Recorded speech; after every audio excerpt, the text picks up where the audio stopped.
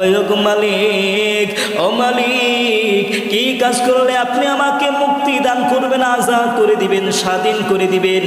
আমার বন্ধু, আমার ভাইরা, এবার সালমান ফার্সির মালিক ডাক দিয়া কয়, তুমি যদি আমাকে 40 উকিয়া স্বর্ণ মুদ্রা দাও, 2 নাম্বার আমার একটা বিশাল বড় খালি জায়গা আছে, এই জায়গার মধ্যে একটার দুইটা নয় 300 খেজুর গাছ রোপণ কইরা দিবা।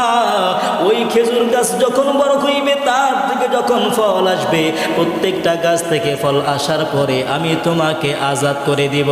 আমার বন্ধু, আমার ভাইরা, তার মানে সালমান ফার্সির বুঝতে বাকি রইল না, তাকে আর মুক্তি দেওয়া হবে না, স্বাধীন করা হবে না, আজাদ করা হবে না।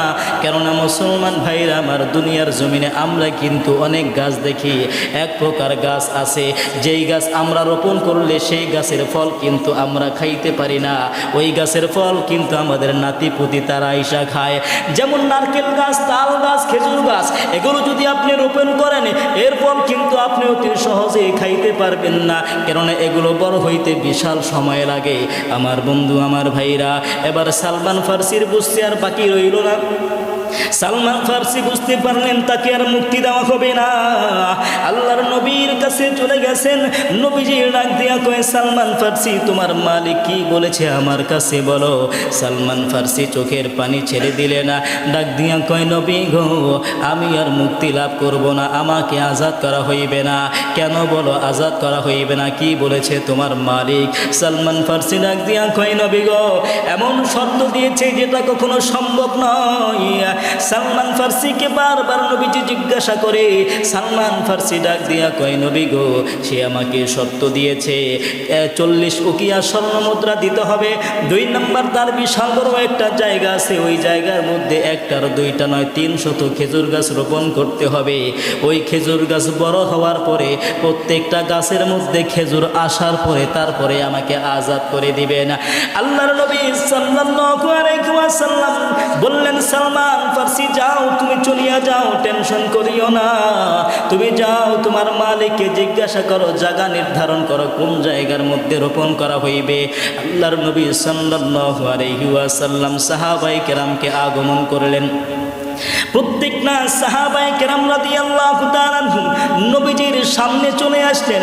আল্লাহর নবী প্রত্যেকটা সাহাবায়ে কেরামকে ডাক দিয়া বলতেছেন, সাহাবীরা রে, এই যে সালমান ফার্সি বিপদের মধ্যে পড়ে গেছে, এই সালমান ফার্সির জন্য তোমরা যে যে কয়টা পারো খেজুরের চারা দাও, কেউ 5টা, কেউ 10টা, কেউ 15টা, যার যার তৌফিক অনুযায়ী খেজুরের চারা কিনিয়া নবীজির কাছে নিয়ে আসতে লাগলেন। আমার বন্ধু, মদিনার মধ্যে একজন ইহুদির নার্সারি ছিল, সেখান থেকে চারা কিনিয়া নবীজির কাছে নিয়ে আসলেন। এইভাবে 300 খেজুর গাছের চারা আনার পর আল্লাহর নবী সাল্লাল্লাহু আলাইহি ওয়াসাল্লাম চারাগুলো নিয়ে হযরত ওমর রাদিয়াল্লাহু তাআলা আনহুর সঙ্গে হযরত সালমান ফার্সিও সাথে আছেন। আল্লাহর নবী সাল্লাল্লাহু আলাইহি ওয়াসাল্লাম নিজের হাতে চারাগুলো একটা একটা রোপণ করতে লাগলেন। আর হযরত ওমরকে বললেন, ওমর রে, তুমি বিসমিল্লাহ বলিয়া বলিয়া প্রত্যেকটা চারার মধ্যে পানি দেওয়া শুরু করিয়া দাও। আমার বন্ধু, আমার ভাইরা, নবীজি সাল্লাল্লাহু আলাইহি ওয়াসাল্লাম চারা রোপণ করতে লাগলেন, হযরত ওমর পানি ঢালতে লাগলেন। আমার বন্ধু, আমার ভাইরা, আল্লাহর নবী সাল্লাল্লাহু আলাইহি ওয়াসাল্লাম এবার আল্লাহ তাআলার কাছে দোয়া শুরু করে দিলেন, আয় আল্লাহ, তুমি এই খেজুর গাছকে কবুল করিয়া নাও। আল্লাহর নবী সাল্লাল্লাহু আলাইহি ওয়াসাল্লাম 2টা হাত বাড়ায়া মালিকের কাছে দোয়া করতে লাগলেন। নবীজির দোয়া আল্লাহ রাব্বুল আলামিন সাথে সাথে কবুল করে নিলেন। আর সাথে সাথে মাটি ফাটিয়া খেজুর গাছগুলো আস্তে আস্তে বড় হইতে লাগলো। পেশানি নে তেরে কতরো কো দরিয়া কর দিয়া, दिल को रोशन कर दिया, आँखों को बीना कर दिया, जो न तो खुद राहों पर गैरों के हादी बन गया, क्या नजर थे जिसने मुर्दों को मसीहा कर दिया बलगल उला भी।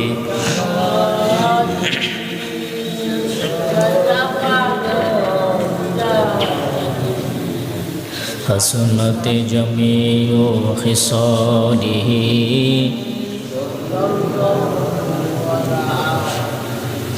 चेहरा के मोहम्मद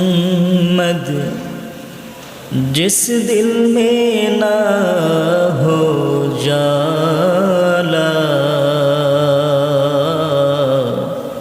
गई हो मोमिन है लाखों कमली वाला बलगल उला भी।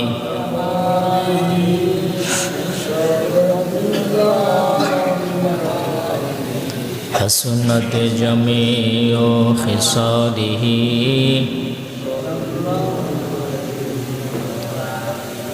ला इलाहा इल्लल्लाह ला इलाहा इल्लल्लाह ला इलाहा इल्लल्लाह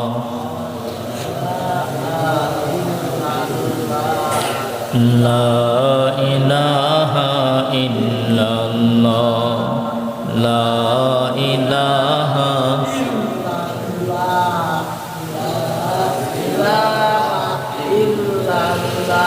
হাওয়ায় তানে তানে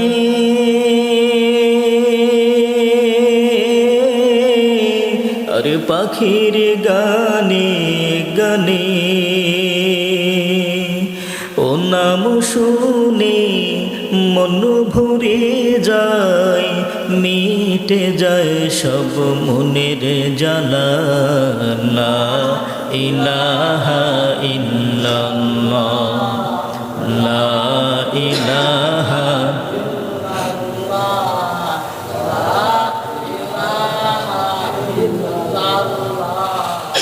লা ইলাহা ইল্লাল্লাহ মুহাম্মাদুর রাসূলুল্লাহ সাল্লাল্লাহু আলাইহি ওয়াসাল্লাম। আলহামদুলিল্লাহ, মহান রব্বুল আলামিনের দরবারে লাখো কোটি শুকরিয়া যে মহান রব্বুল আলামিন আজকের পবিত্র দিন জুমার দিন 2024 সালের সর্বশেষ জুমা, এই জুমাতে আল্লাহ রব্বুল আলামিন আমাদেরকে আসার বসার তৌফিক দান করেছেন। এজন্য সেই মালিকের শানে দিল খুলে আমরা সকলেই বলি আলহামদুলিল্লাহ। সাথে সাথে রসুলের শানে আমরা সকলেই বলি সাল্লাল্লাহু আলাইহি ওয়াসাল্লাম। পবিত্র জুমার দিন সামান্য কিছু সময় আলোচনা করব, তবে আমরা সকলে ধৈর্য সহকারে শুনব, এখান থেকে কিছু শিক্ষা অর্জন করার চেষ্টা করব। আল্লাহ রাব্বুল আলামিন তৌফিক দান করুক, জোরে বলেন আমিন। আমি আপনাদের সামনে গত জুমায় আখিরাত সম্পর্কে আলোচনা করেছিলাম। এই জুমাতে আমি আপনাদের সামনে পবিত্র কোরআনুল কারীম থেকে একখানা আয়াত তেলাওয়াত করেছি। ইনশাল্লাহ চেষ্টা করব এর উপরই আলোচনা করার জন্য। আল্লাহ রাব্বুল আলামিন পবিত্র কোরআনুল কারীমের মধ্যে বলেন, ওয়ামা আরসালনাকা ইল্লা রাহমাতাল লিল আলামিন। আল্লাহ তাআলা বলেন, ওয়ামা আরসালনাকা, আমি আপনাকে প্রেরণ করেছি, পাঠিয়েছি। কাকে? হযরত রাসূল করিম সাল্লাল্লাহু আলাইহি ওয়াসাল্লামকে।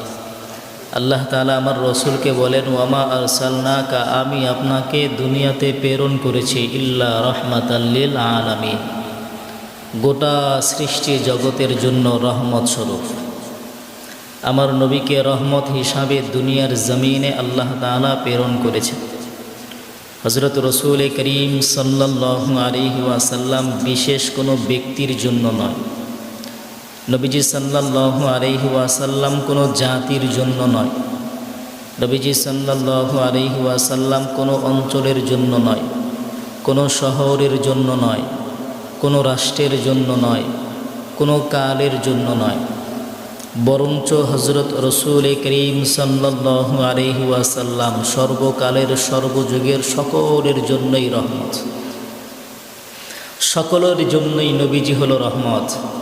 আল্লাহ রাব্বুল আলামিন হযরত রসূল করিম সাল্লাল্লাহু আলাইহি ওয়াসাল্লাম সম্পর্কে পবিত্র কোরআনুল কারীমে পরিষ্কার ভাষায় স্পষ্টভাবে বলে দিয়েছেন যে রহমাতুল লিল আলামিন, বিশ্ববাসীর জন্য রহমত। আলামিন অর্থাৎ গোটা সৃষ্টি জগতের জন্যই নবীজি রহমত। নবীজি সাল্লাল্লাহু আলাইহি ওয়াসাল্লাম মুমিনের জন্য রহমত, ঠিক তেমনিভাবে নবীজি বেদিনের জন্য রহমত। নবীজি আপন জনের জন্য রহমত, শত্রুর জন্য নবীজি রহমত। নবীজি আসমানের জন্য রহমত, জমিনের জন্য রহমত। নবীজি যেমন মানবের জন্য রহমত, পশু পাখির জন্য নবীজি রহমত। নবীজি ইহকালের জন্য রহমত, পরকালের জন্য রহমত। অর্থাৎ নবীজি সর্বকালের সর্বযুগের সকলের জন্যই হলো রহমত। এখন রহমত কাকে বলে? রহমত অর্থ কি? রহমত হলো এটি আরবি শব্দ। এর অর্থ হলো আরাম, শান্তি, নিরাপত্তা। সৃষ্টি যখন অন্ধকারে নিমজ্জিত, তখন তাওহীদের আলো হলো রহমত। গোটা সৃষ্টিকুল অন্ধকারে ডুবে গিয়েছিল, আল্লাহর নবী রহমতের আলো নিয়ে দুনিয়াতে আগমন করেছে। একজন ক্ষুধার্ত ব্যক্তির জন্য খাবারের নাম হলো রহমত। বস্ত্রহীন ব্যক্তির জন্য বস্ত্রের ব্যবস্থা করে দেওয়া, এটা হলো রহমত। একজন দিনমজুর, পরিশ্রমী, মাজলুম শ্রমিক, তার প্রতিদান পাওয়া, তার অধিকার পাওয়া, এটার নাম হলো রহমত। নবীজি সাল্লাল্লাহু আলাইহি ওয়াসাল্লাম দুনিয়াতে আগমন করে সকল সহিংসতা সব কিছু দূর করেছে। গরিবের উপর জুলুম করে সে জুলুম আল্লাহর নবী দূর করেছে। তার মানে নবীজি আগমন করার পরে দুনিয়ার জমিনে রহমত, বরকত শুরু হয়েছে। নবীজি যখন আগমন করেছে, দুনিয়ার জমিনে আসমান থেকে মৌসুলধারে গড়ি গড়ি বৃষ্টি শুরু হয়েছে। আব্দুল মুত্তালিবকে ডাক দিয়া বলে, আব্দুল মুত্তালিব, তোমার নাতি দুনিয়ার জমিনে আগমন করেছে। আব্দুল মুত্তালিব নাতির আগমনে খুশি হইয়া গোটা মক্কা নগরীতে মিষ্টি বিতরণ করলেন নবীজির আগমনে খুশি হইয়া। নবীজি ছিলেন রহমত উম্মতের জন্য, জাতির জন্য, সকল সৃষ্টির জন্য। নবীজি কেমন রহমত ছিলেন? নবীজি যখন ছোট ছিল, নবীজির জন্মগ্রহণ করার আগেই নবীজির বাবা দুনিয়া থেকে বিদায় হয়ে চলে যায়। নবীজি এতিম অবস্থায় দুনিয়ায় আগমন করলেন। শুধু তাই নয়, 6 বছর বয়সে নবীজির মাও দুনিয়া থেকে বিদায় হয়ে চলে গেছে। নবীজি ছিলেন বড় এতিম, অসহায়। নবীজি যখন ছোট্ট শিশু, নবীজির বরকত রহমত কেমন ছিল? তৎকালীন যুগে নিয়ম ছিল, দাসী এসে দুধ পান করাতো। নবীজি সাল্লাল্লাহু আলাইহি ওয়াসাল্লাম গরিব হওয়ার কারণে, এতিম হওয়ার কারণে কেউ তাকে গ্রহণ করে নাই। সর্বশেষ হালিমাতুস সাদিয়া নবীজি সাল্লাল্লাহু আলাইহি ওয়াসাল্লামকে কোনো উপায় না পেয়ে বাধ্য হয়ে গ্রহণ করলেন। আল্লাহ রাব্বুল আলামিন দেখেন গ্রহণ করার সাথে সাথে কি পরিমাণ রহমত, বরকত ঢেলে দিয়েছে। যে গাধা বা উটের মধ্যে আরোহণ করে বা ঘোড়ার উপর আরোহণ করে তিনি মক্কা নগরীর মধ্যে এসেছিলেন, সেটা ছিল বড় দুর্বল। নবীজিকে গ্রহণ করার সাথে সাথে সেটা শক্তিশালী, তাজা হয়ে গেছে। যদিও আসার সময় সবার পিছনে ছিল, কিন্তু নবীজিকে গ্রহণ করার কারণে আল্লাহ এত রহমত, বরকত দিয়েছে, সেটা দ্রুতগামী, অগ্রগতি হয়ে গেছে, সকলের আগেই চলে গেছে। যদিও সে গ্রহণ করতে চায় নাই, কিন্তু আল্লাহর বিধান ছিল তাকে গ্রহণ করাবে। এজন্য সে পিছনে পড়েছে। গ্রহণ করার পরে আল্লাহ বরকত দিয়ে আগে পৌঁছায় দিছে। শুধু তাই না, নবীজি সাল্লাল্লাহু আলাইহি ওয়াসাল্লাম তার বাড়িতে যাওয়ার পরে তার রহমত, বরকত, রিজিক সব বেড়ে গিয়েছে। কিন্তু নবীজির ভিতরে ইনসাফ ছিল। নবীজি সাল্লাল্লাহু আলাইহি ওয়াসাল্লামকে যখন হালিমাতুস সাদিয়া গ্রহণ করেছিলেন, তখন তার আরও একটা সন্তান ছিল, নাম আব্দুল্লাহ। হযরত রসূল করিম সাল্লাল্লাহু আলাইহি ওয়াসাল্লাম হালিমাতুস সাদিয়ার দুধের একটা স্তন থেকে দুধ পান করতেন, দুইটা স্তন থেকে দুধ পান করতেন না। কেন? আরেকজন ভাই আছে, তারও দুধের প্রয়োজন আছে। দেখেন নবীজি সেখানেও ইনসাফ করেছেন। এই ইনসাফ প্রতিষ্ঠা করার নাম হলো রহমত। নবীজি যখন আস্তে আস্তে বড় হইলেন, নবীজি মাঠের মধ্যে যেতেন। নবীজি কোনোদিন খেলাধুলা করে নাই, তবে মাঝে মধ্যে নবীজি খেলা দেখেছেন। ছোট ছোট বাচ্চারা খেলা করে। দিন শেষে খেলাধুলা শেষ করার পরে প্রত্যেকটা সন্তানের বাবা এসে সন্তানকে কোলে নিয়ে চলে যায়। নবীজি সাল্লাল্লাহু আলাইহি ওয়াসাল্লাম মনে মনে চিন্তা করে, প্রত্যেকের বাবা এসে কোলে নিয়ে যায়, কিন্তু আমার বাবা তো কখনো আসে না, আমার বাবা তো আমাকে কোলে নিয়ে যায় না। নবীজি গিয়ে তার মাকে বললেন, মা, সকল সন্তানকেই তার বাবা এসে কোলে নিয়ে যায়, কিন্তু আমাকে তো কোলে নেওয়ার জন্য আমার বাবা আসে না, আমার বাবা কোথায়? তখন আমিনা নবীজির মা বলতেছে, তোমার বাবা আছে। সে বারবার বায়না করে, বাবার সঙ্গে সাক্ষাৎ করব, বাবাকে দেখব। এবার হযরত রাসূল করিম সাল্লাল্লাহু আলাইহি ওয়াসাল্লামকে সঙ্গে নিয়ে নবীজির বাবা আব্দুল্লাহর কবরের কাছে গেলেন। সঙ্গে ছিল উম্মে আইমান। যাওয়ার পরে নবীজির বাবার কবরের সঙ্গে সাক্ষাৎ করাইল। লম্বা চড়া ঘটনা। আসার পথে নবীজির মা জমিনের মধ্যে পড়ে গেল। নবীজির মা ইন্তেকাল করার আগে উম্মে আইমানকে বললেন, হে উম্মে আইমান, আমার সন্তান মুহাম্মদকে দেখে রাখো। নবীজির মা সেখানে 6 বছর বয়সে, নবীজির বয়স যখন 6 বছর তখন ইন্তেকাল করলেন। নবীজি বড় অসহায় হয়ে গেছে। নবীজি বুঝতেন একটা এতিমের কত কষ্ট, কেননা নবীজির মা ছিল না, বাবা ছিল না। নবীজি এতিমদের প্রতি বড় সহনশীল ছিল, এতিমদেরকে বড় ভালোবাসতেন। নবীজি সাল্লাল্লাহু আলাইহি ওয়াসাল্লাম বলেছেন, দুনিয়ার জমিনে কোনো মানুষ যদি এতিমকে ভালোবাসে, সে যেন আমি রসুলকেই ভালোবাসি। নবীজি বলেন, মান সাফা আলিমান ফাকাদ সাফাহানি ওয়া মান সাফাহানি কানা মাই ফিল জান্নাহ। আমার বন্ধু, আমার ভাইরা, এই জন্য এতিমদেরকে ভালোবাসতে হবে, মহাব্বত করতে হবে। এতিমদের সাথে আমরা খারাপ আচরণ করব না। নবীজি সাল্লাল্লাহু আলাইহি ওয়াসাল্লাম একদিন ঈদের নামাজ আদায় করে মসজিদ থেকে বের হয়ে ঘরের দিকে রওনা দিল। কিছু দূর যাওয়ার পরে নবীজি সাল্লাল্লাহু আলাইহি ওয়াসাল্লাম তাকায় দেখে একটা মাঠের মধ্যে বাচ্চারা খেলাধুলা করছে। একটা ছোট শিশু বাচ্চা মাঠের পাশে বসে বসে কান্না করছে, গায়ের মধ্যে কাপড় নাই।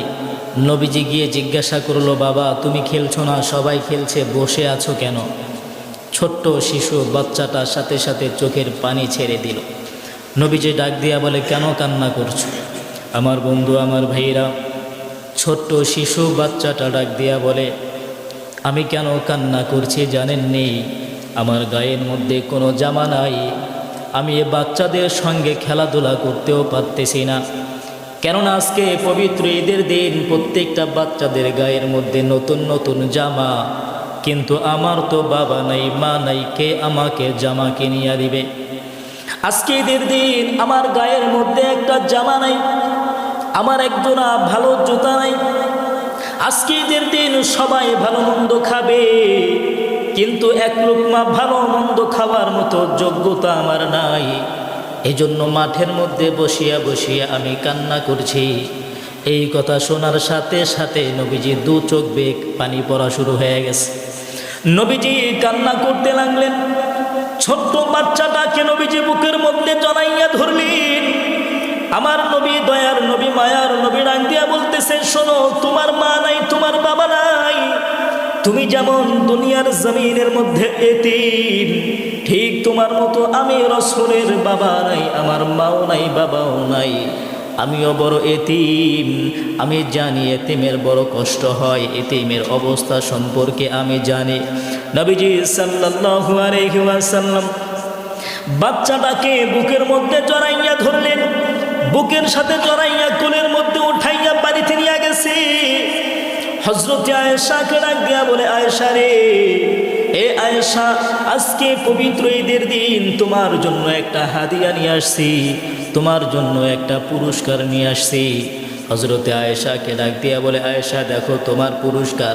আয়েশার সামনে দৌড়ায় আসছে। আয়েশা দেখে ছোট্ট একটা শিশু বাচ্চা। আমার বন্ধু আমার ভাইরারি, হযরতে আয়েশা এই ছোট্ট শিশু বাচ্চাকে দেখার পর বড় খুশি হয়ে গেছে। হযরতে আয়েশা এবার তাকে নিয়ে নিজের হাতে সুন্দর করে গোসল করাইলেন, সুন্দর জামা কাপড় বের করে নিজের হাতে পরায় দিলেন, এমনকি নিজের হাতে খাবার মাখিয়া লোকমা বানায়া বাচ্চাটাকে খাওয়ায় দিলেন। আল্লাহর নবী সাল্লাল্লাহু আলাইহি ওয়াসাল্লাম শিশু বাচ্চাটাকে ডাক দিয়া কই, বাবারি আজকের পর থেকে আমি রাসূল সাল্লাল্লাহু আলাইহি ওয়াসাল্লাম তোমার বাবা, আর হযরতে আয়েশা হইল তোমার মা। আমার বন্ধু আমার ভাইরা, আল্লাহর নবী সাল্লাল্লাহু আলাইহি ওয়াসাল্লাম ছিলেন রাহমাতুল লিল আলামিন। আমার আল্লাহ বলেন, ওয়ামা আরসালনাকা ইল্লা রাহমাতাল লিল আলামিন। আল্লাহ রাব্বুল আলামিন আমার নবীকে দুনিয়ার জমিনে রহমত স্বরূপ প্রেরণ করলেন। এ মুসলমান বন্ধুরে, আল্লাহর নবী সাল্লাল্লাহু আলাইহি ওয়াসাল্লাম মানুষের সঙ্গে সব সময় ভালো আচরণ করতেন। আল্লাহর নবী সাল্লাল্লাহু আলাইহি ওয়াসাল্লাম যখন মক্কা বিজয় হয়ে গেল, নবীজি সাল্লাল্লাহু আলাইহি ওয়াসাল্লাম মক্কা বিজয় হওয়ার পর মক্কা নগরীর মধ্যে যখন প্রবেশ করলেন, আল্লাহর নবী সাল্লাল্লাহু আলাইহি ওয়াসাল্লাম রাস্তা দিয়ে চলছেন। হঠাৎ করে নবীজি তাকায় দেখে একজন বৃদ্ধা মহিলা একটা গাঠুরি নিয়ে মাথার মধ্যে বহন করিয়া সে ঠিকমতো চলতে পারে না।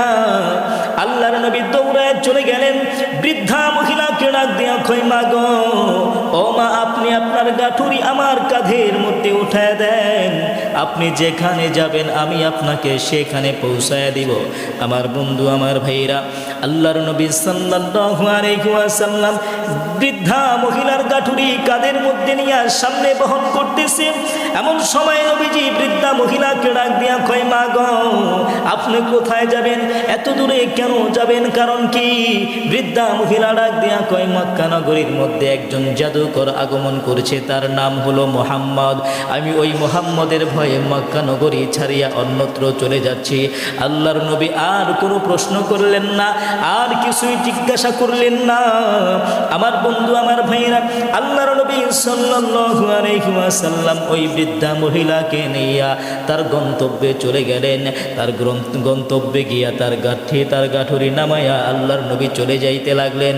এমন সময় বৃদ্ধা মহিলা ডাক দিলেন, বাবা এদিকে আসো, এ বাবা এদিকে আসো, তোমার নাম কি, তোমার পরিচয় কি, একটু বলো না।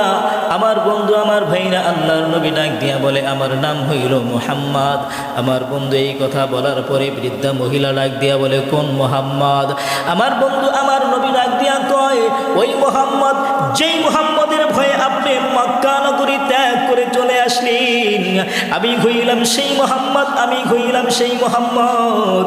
এই কথা বলার সাথে সাথে বৃদ্ধা মহিলা চোখ থেকে পানি ছেড়ে দিলেন। বৃদ্ধা মহিলা কান্না করতে শুরু করলেন। বৃদ্ধা মহিলা ডাক দিয়া বলে, এতদিন শুনলাম কি, আজকে পাইলাম কি? আমি এতদিন শুনেছি মুহাম্মদ নাকি একজন জাদুকর খারাপ মানুষ, কিন্তু আজকে যখন তোমার সহবতে ছিলাম, তোমাকে দেখলাম, আমি বুঝতে পারলাম এই মক্কা নগরীর মধ্যে তোমার চাইতে ভালো মানুষ আর একটাও হইতে পারে না। এই মক্কা নগরীর মধ্যে তোমার চাইতে একটা ভালো মানুষ হইতে পারে না। আমি আমার স্বজাতীয় মানুষের কাছ থেকে আজ পর্যন্ত ভুল কথা শুনেছি। ও মুহাম্মদ, তুমি আমারে মাফ করে দাও, এখনই আমাকে কালিমা পড়ায়া মুসলমান বানায়া দাও। আমার বন্ধু আমার ভাইরা, নবীজি ছিল রহমতের নবী, দয়ার নবী, মায়ার নবী। আমার বন্ধু আমার ভাইরা রে, আমার আল্লাহ বলেন, ওমা আরসালনাকা ইল্লা রাহমাতাল লিল আলামিন। আমার নবী, দয়ার নবীকে আমার মহান রব্বুল আলামিন দুনিয়ার জমিনে রহমত স্বরূপ প্রেরণ করেছে, আযাবের জন্য প্রেরণ করেন নাই, মানুষের ক্ষতির জন্য আমার নবীকে আমার আল্লাহ প্রেরণ করেন নাই, বরঞ্চ মানুষের ভালোর জন্য আমার নবীকে আমার আল্লাহ দুনিয়ার জমিনে প্রেরণ করলেন। আমার বন্ধু আমার ভাইরা, নবীজি সাল্লাল্লাহু আলাইহি ওয়াসাল্লামের একজন বিখ্যাত সাহাবী ছিলেন হযরতে সালমান ফারসি। এ মুসলমান বন্ধুরে, সাহাবাই কেরাম রাদিয়াল্লাহু তাআলা আনহুমদের মধ্যে সালমান ফার্সি ছিল অত্যন্ত বৃদ্ধ একজন বয়স্ক সাহাবী। আমার বন্ধু আমার ভাইরা, হযরত সালমান ফার্সি রাদিয়াল্লাহু তাআলা আনহু ইরানের ইস্পাহান নামক স্থানে জন্মগ্রহণ করলেন। তার বাবা ছিল একজন মূর্তি পূজারী, এলাকার সর্দার ছিলেন। একদিন সালমান ফার্সি তার বাবাকে ডাক দিয়া কয়, বাবা গো, আমার কে বানাইলো, আপনারে কে বানাইলো একটু বলেন না। বাবার তো মাথা ঘুরিয়া গেল, এমন প্রশ্ন কেন করে? বাবা তার কথার জবাব না দিয়া তাকে এদিক সেদিক বুঝাইয়া চুপ করে দিল। কিন্তু সন্তানের মন মানে না। সালমান ফার্সি বারবার চিন্তা করে, কে আমাকে বানাইলো? আমার রব কে, আমার খোদা কে, আমার মালিক কে? আমার বন্ধু আমার ভাইরা, সালমান ফার্সি এইভাবে চিন্তা করতে করতে আসমানে কিতাব তাওরাত কিতাব পেয়ে গেল। এবার সে তাওরাত কিতাব খুলিয়া পড়তে লাগলো। আমার বন্ধু আমার ভাইরা, তাওরাত কিতাবের মধ্যে আমার নবী, দয়ার নবী, মায়ার নবী সাল্লাল্লাহু আলাইহি ওয়াসাল্লামের পূর্ণ জীবনী বর্ণিত আছে। নবীজি কেমন হবে, তার পরিচয় কি, তার বাবার নাম, মায়ের নাম, নবীজি সাল্লাল্লাহু আলাইহি ওয়াসাল্লামের আকৃতি আকার সব কিছু বর্ণিত আছে। আমার বন্ধু সালমান ফার্সি তখন বুঝতে পারলেন এক আল্লাহ, এক রব, সেই রবের পক্ষ থেকে একজন নবী আগমন করবে যার নাম হবে মুহাম্মদ। তিনি মক্কা নগরী হইয়া মদিনার মধ্যে কুবাই স্থানে আগমন করবে, যেখানের মধ্যে সবচেয়ে বেশি খেজুরের বাগান থাকবে, আবার বড় বড় মরুভূমি থাকবে, সেইখানে মুহাম্মদুর রাসূলুল্লাহ আগমন করবে। আমার বন্ধু সালমান ফার্সি মনে মনে চিন্তা করে, মুহাম্মদুর রাসূলুল্লাহর কাছে যাব, তার কাছে গিয়ে আমি মুসলমান হব। আমার বন্ধু আমার ভাইরা, সেই চিন্তা করে বাবার কাছ থেকে না বলিয়া ইরানের ইস্পাহান নামক স্থান থেকে পলায়ন করে চলে গেল। এক শ্রেণীর মানুষের কাছে আশ্রয় নিল। সেখানকার মানুষ তার সঙ্গে গাদ্দারি করে একজন ইহুদির কাছে তাকে বিক্রি করে দিলেন। আমার বন্ধু আমার ভাইরা, শামের মানুষের কাছে আশ্রয় নিলেন। শামের মানুষজন তাকে নিয়ে ইহুদির কাছে যখন বিক্রি করে দিলেন, কিন্তু মুসলমান ভাইরা আমার, ওই ইহুদির বাড়িও ছিল মদিনার কাছাকাছি। জোর কন্যা সুবহানাল্লাহ। আমার বন্ধু আমার ভাইরা, হযরত সালমান ফার্সি তারপর বিচলিত হয় নাই, খারাপ লাগে নাই, কেননা তার বাড়ি তো মদিনার কাছাকাছি। আর তিনিও তাওরাত কিতাবের মাধ্যমে জানতে পারলো মুহাম্মদুর রাসূলুল্লাহ মক্কা নগরী থেকে হিজরত করে মদিনায় চলে আসবে, সেই জন্য তিনিও চলে গেছে। আমার বন্ধু আমার ভাইরা, তিনি একটা বাগানের মালিক হয়ে গেল, বাগানের মধ্যে কাজ করে। আমার বন্ধু আমার ভাইরা, একদিন সে বাগানের মধ্যে কাজ করতেছে, খেজুর বাগানের মধ্যে গাছের মধ্যে উঠিয়া গাছ থেকে ফল পাড়তেছে। এমন সময় ওই ফল গাছের মালিক নিচের মধ্যে বসে আছে। ওই মালিকের ভাতিজা আয়েশা চাচাকে ডাক দিয়া কই, চাচা গো, এই মক্কা নগর, এই মদিনার মধ্যে, এই মদিনার জমিনে মক্কা নগরী থেকে একটা লোক আগমন করেছে যার নাম হলো মুহাম্মদ। সে নিজেকে নবী দাবি করছে, তিনি এক আল্লাহর দাওয়াতের প্রচার প্রসার করছে, লা ইলাহা ইল্লাল্লাহ মুহাম্মাদুর রাসূলুল্লাহ, এই কালিমার দাওয়াতের প্রচার প্রসার করছে।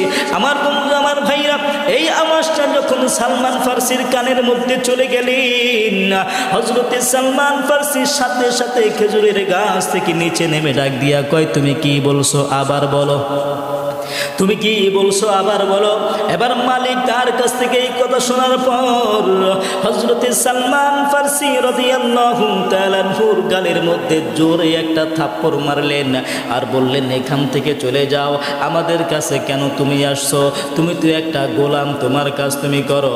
হযরত সালমান ফার্সির ভিতরে আনচান শুরু হয়ে গেছে, কিভাবে মদিনার মুহাম্মাদের কাছে যাবে, নবীজির হাতে হাত রেখে কালিমা পড়ে মুসলমান হইবেন। আমার বন্ধু আমার ভাইরা, সুযোগ পায় না। একদিন রাতের বেলা সালমান ফার্সি রাদিয়াল্লাহু তাআলা আনহু গভীর রাতের বেলা নবীজির দরবারে চলে গেল। নবীজি ঘরের মধ্যে ঘুমায় আছে। হযরত সালমান ফার্সি নবীজির দরওয়াজার মধ্যে আওয়াজ দিলেন, আল্লাহর নবী দরজা খুলে দিলেন, ডাক দিয়া বলতে বলতেছেন আপনি বিশ্ব নবী মুহাম্মদুর রাসূলুল্লাহ? কয় হ্যাঁ আমি নবী মুহাম্মদুর রাসূলুল্লাহ। সালমান ফারসি দু চোখের পানি ছেড়ে ডাক দিয়া বলতেছেন নবী গো, আমি ইরানের ইস্পাহান থেকে আস্তে আস্তে পলায়ন করে আজকে মদিনার মধ্যে চলে আসছি। আমি একজন ইহুদির গোলাম হয়ে গেছি, ইহুদির কাজকর্ম করি, কিন্তু নবীজি তাওরাত কিতাবের মধ্যে আপনার বর্ণনা শুনেছি। আমি আপনার কাছে মুসলমান হইতে চাই, আপনি আমাকে মুসলমান বানায়া দেন। আমার বন্ধু আমার ভাইয়েরা, নবীজি সাল্লাল্লাহু আলাইহি ওয়াসাল্লাম এবার সালমান ফারসিকে মুসলমান বানাইলেন। সালমান ফারসি গভীর রজনীতে মুসলমান হওয়ার পর রাতের বেলা আবার চলে গেলেন তার মালিকের কাছে। আমার বন্ধু সেখানে বহুদিন পার করে দিলেন কাজকর্ম করে, কিন্তু হযরতে সালমান ফারসি গোপনে আমল করে ইবাদত করে। একদিন কেমনে জানি সালমান ফারসির মালিক জানতে পারলেন সালমান ফারসি মুসলমান হয়ে গেছে। এই জন্য তাকে কঠিন নির্যাতন করতে লাগলো, আঘাতের পরে আঘাত করতে লাগলো। খবরটা নবীজির কাছে চলে গেল। হযরত রাসূল করিম সাল্লাল্লাহু আলাইহি ওয়াসাল্লাম সালমান ফারসিকে ডাকলেন। সালমান ফারসিকে ডাক দিয়া কয়, ও সালমান ফারসি যাও যাও, তোমার মালিককে গিয়ে জিজ্ঞাসা করো তোমার মালিক কি কাজ করলে তোমাকে আজাদ করে দিবে, তোমাকে মুক্তি করে দিবে। এবার সালমান ফারসি, মালিক ও মালিক, কি কাজ করলে আপনি আমাকে মুক্তি দান করবেন, আজাদ করে দিবেন, স্বাধীন করে দিবেন? আমার বন্ধু আমার ভাইরা, এবার সালমান ফারসির মালিক ডাক দিয়া কয়, তুমি যদি আমাকে 40 উকিয়া স্বর্ণ মুদ্রা দাও, 2 নাম্বার আমার একটা বিশাল বড় খালি জায়গা আছে, এই জায়গার মধ্যে একটার দুইটা নয় 300 খেজুর গাছ রোপণ কইরা দিবা। ওই খেজুর গাছ যখন বড় হইবে, তার থেকে যখন ফল আসবে, প্রত্যেকটা গাছ থেকে ফল আসার পরে আমি তোমাকে আজাদ করে দিব। আমার বন্ধু আমার ভাইরা, তার মানে সালমান ফারসির বুঝতে বাকি রইল না, তাকে আর মুক্তি দেওয়া হবে না, স্বাধীন করা হবে না, আজাদ করা হবে না। কেননা মুসলমান ভাইরা আমার, দুনিয়ার জমিনে আমরা কিন্তু অনেক গাছ দেখি। এক প্রকার গাছ আছে যেই গাছ আমরা রোপণ করলে সেই গাছের ফল কিন্তু আমরা খাইতে পারি না, ওই গাছের ফল কিন্তু আমাদের নাতিপুতি তারা আইসা খায়। যেমন নারকেল গাছ, তাল গাছ, খেজুর গাছ, এগুলো যদি আপনি রোপণ করেন, এর ফল কিন্তু আপনি অতি সহজে খাইতে পারবেন না, কেননা এগুলো বড় হইতে বিশাল সময় লাগে। আমার বন্ধু আমার ভাইরা, এবার সালমান ফারসির বুঝতে আর বাকি রইল না। সালমান ফারসি বুঝতে পারলেন তাকে আর মুক্তি দেওয়া হবে না। আল্লাহর নবীর কাছে চলে গেছেন। নবীজি ডাক দিয়া কয়, সালমান ফারসি তোমার মালিক কি বলেছে আমার কাছে বলো। সালমান ফারসি চোখের পানি ছেড়ে দিলে না, ডাক দিয়া কয়, নবী গো, আমি আর মুক্তি লাভ করব না, আমাকে আজাদ করা হইবে না। কেন বলো আজাদ করা হইবে না, কি বলেছে তোমার মালিক? সালমান ফারসি ডাক দিয়া কয়, নবী গো, এমন শর্ত দিয়েছে যেটা কখনো সম্ভব নয়। সালমান ফারসিকে বারবার নবীজি জিজ্ঞাসা করে। সালমান ফারসি ডাক দিয়া কয়, নবী গো, সে আমাকে শর্ত দিয়েছে 40 উকিয়া স্বর্ণ মুদ্রা দিতে হবে। 2 নাম্বার তার বিশাল বড় একটা জায়গা আছে, ওই জায়গার মধ্যে একটার দুইটা নয় 300 খেজুর গাছ রোপণ করতে হবে। ওই খেজুর গাছ বড় হওয়ার পরে, প্রত্যেকটা গাছের মধ্যে খেজুর আসার পরে তারপরে আমাকে আজাদ করে দিবেন। আল্লাহর নবী সাল্লাল্লাহু আলাইহি ওয়াসাল্লাম বললেন, সালমান ফারসি যাও, তুমি চলিয়া যাও, টেনশন করিও না, তুমি যাও তোমার মালিককে জিজ্ঞাসা করো, জায়গা নির্ধারণ করো কোন জায়গার মধ্যে রোপণ করা হইবে। আল্লাহর নবী সাল্লাল্লাহু আলাইহি ওয়াসাল্লাম সাহাবায়ে কেরামকে আগমন করলেন। প্রত্যেকটা সাহাবায়ে কেরাম রাদিয়াল্লাহু তাআলা আনহুম নবীজির সামনে চলে আসলেন। আল্লাহর নবী প্রত্যেকটা সাহাবায়ে কেরামকে ডাক দিয়া বলতেছেন, সাহাবীরা রে, এই যে সালমান ফারসি বিপদের মধ্যে পড়ে গেছে, এই সালমান ফারসির জন্য তোমরা যে যে কয়টা পারো খেজুরের চারা দাও, কেউ 5টা, কেউ 10টা, কেউ 15টা, যার যার তৌফিক অনুযায়ী খেজুরের চারা কিনিয়া নবীজির কাছে নিয়ে আসতে লাগলেন। আমার বন্ধু, মদিনার মধ্যে একজন ইহুদির নার্সারি ছিল, সেখান থেকে চারা কিনিয়া নবীজির কাছে নিয়ে আসলেন। এইভাবে 300 খেজুর গাছের চারা আনার পর আল্লাহর নবী সাল্লাল্লাহু আলাইহি ওয়াসাল্লাম চারাগুলো নিয়া হযরত ওমর রাদিয়াল্লাহু তাআলা আনহুর সঙ্গে হযরত সালমান ফারসিও সাথে আছেন। আল্লাহর নবী সাল্লাল্লাহু আলাইহি ওয়াসাল্লাম নিজের হাতে চারাগুলো একটা একটা রোপণ করতে লাগলেন। আর হযরত ওমরকে বললেন, ওমর রে, তুমি বিসমিল্লাহ বলিয়া বলিয়া প্রত্যেকটা চারার মধ্যে পানি দেওয়া শুরু করিয়া দাও। আমার বন্ধু, আমার ভাইরা, নবীজি সাল্লাল্লাহু আলাইহি ওয়াসাল্লাম চারা রোপণ করতে লাগলেন, হযরত ওমর পানি ঢালতে লাগলেন। আমার বন্ধু, আমার ভাইরা, আল্লাহর নবী সাল্লাল্লাহু আলাইহি ওয়াসাল্লাম এবার আল্লাহ তাআলার কাছে দোয়া শুরু করে দিলেন, আয় আল্লাহ, তুমি এই খেজুর গাছকে কবুল করিয়া নাও। আল্লাহর নবী সাল্লাল্লাহু আলাইহি ওয়াসাল্লাম দুইটা হাত বাড়ায়া মালিকের কাছে দোয়া করতে লাগলেন। নবীজির দোয়া আল্লাহ রাব্বুল আলামিন সাথে সাথে কবুল করে নিলেন। আর সাথে সাথে মাটি ফাটিয়া খেজুর গাছগুলো আস্তে আস্তে বড় হইতে লাগলো। খেজুর গাছগুলো যখন বড় হইতে লাগলো, আমার বন্ধু, আমার ভাইরা, মুহূর্তের মধ্যেই খেজুর গাছগুলো বড় হয়ে গেছে। প্রত্যেকটা খেজুর গাছের মধ্যে ফল চলে আসছে।